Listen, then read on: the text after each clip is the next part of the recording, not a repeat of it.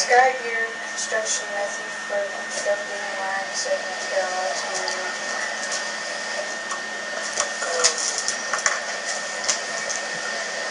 I just made a fold right next to my line and make sure that it was going straight in the same direction that my other line segment was going.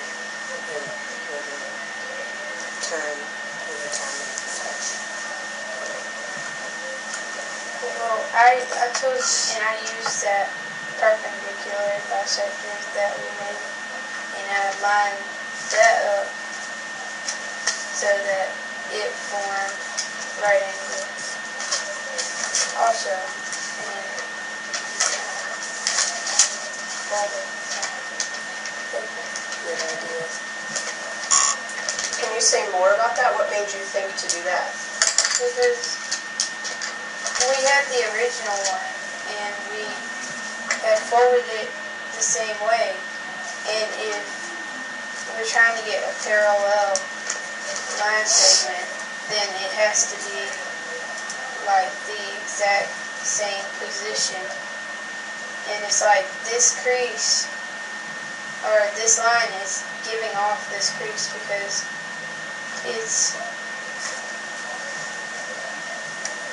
it's like directly beside it, and whenever we folded our paper like this line is straight, cutting this one in half, which is 180, and you would think that parallel means in the same direction and direct like little ways off of the side of it, not touching it. And if we drew the perpendicular line like that, then the parallel line would also have a perpendicular line, which if we were to draw this long line, then it'd have to be the same line in order for it to be parallel.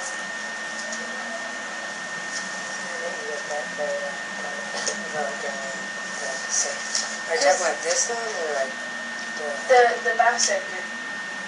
If we were to draw this whole thing and try to draw a parallel line for the original one, then they would have to share a bisector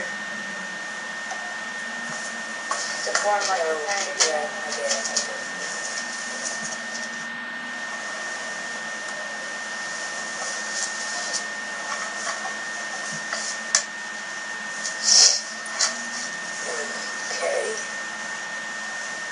So it's not going to be properties of the square, properties of sides. angles. Yeah, So in order to make our angles congruent, we would have to make a perpendicular bisector and then a parallel side. yeah.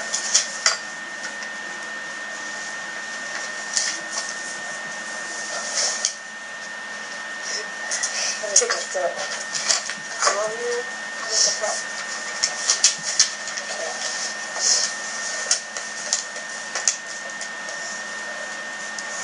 But we wouldn't draw in that crease of the perpendicular bisector. We can make the parallel side. Why are we going with the next one? So that we can make the parallel side.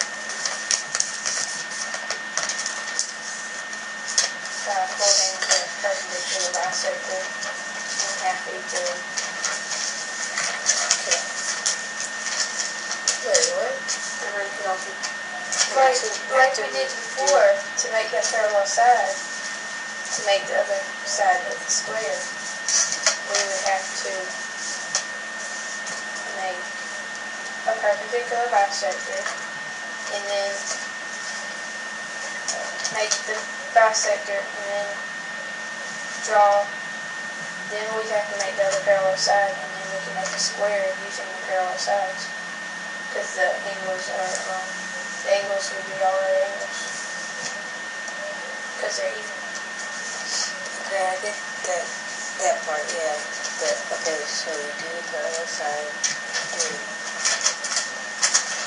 Oh, yeah.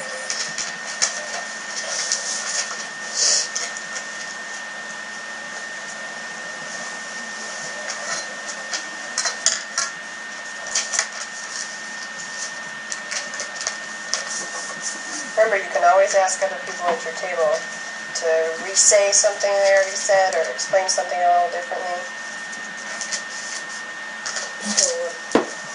I got another question. Whenever we unfold it, it's going to be square. But it's supposed to be square, right? Well, we still have two other sides to draw. Like that, then we have to draw two more perpendicular bisectors to form the other two sides, and make sure that these two line up with each of their other opposite sides. Why do you draw square? Because we wouldn't know if it's really a square. Because the angle's got to be 9 degrees, and the side length's got to be the same. So, do we draw the side? Do we draw a line on our second bisector one? Yeah. Because that forms one of the sides. Gotcha.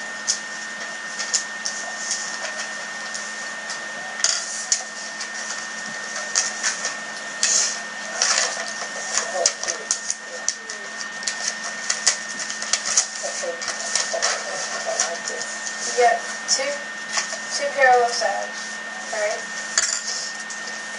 Then you take and you line up both of the parallel sides with the opposites, like you did to find the first bisector.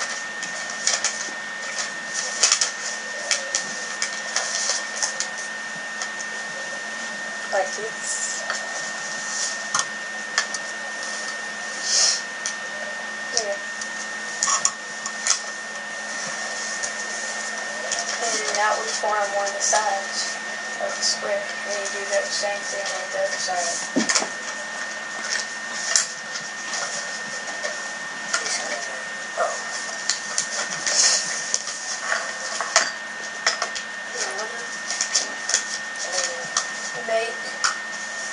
You would make another perpendicular bisector and make sure that these sides are lined up. But it can't be all the way across. It's got to be like halfway from the first one.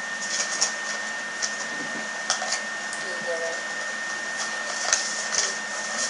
Yeah. So we gotta draw like a line through here? The second and the third bisector.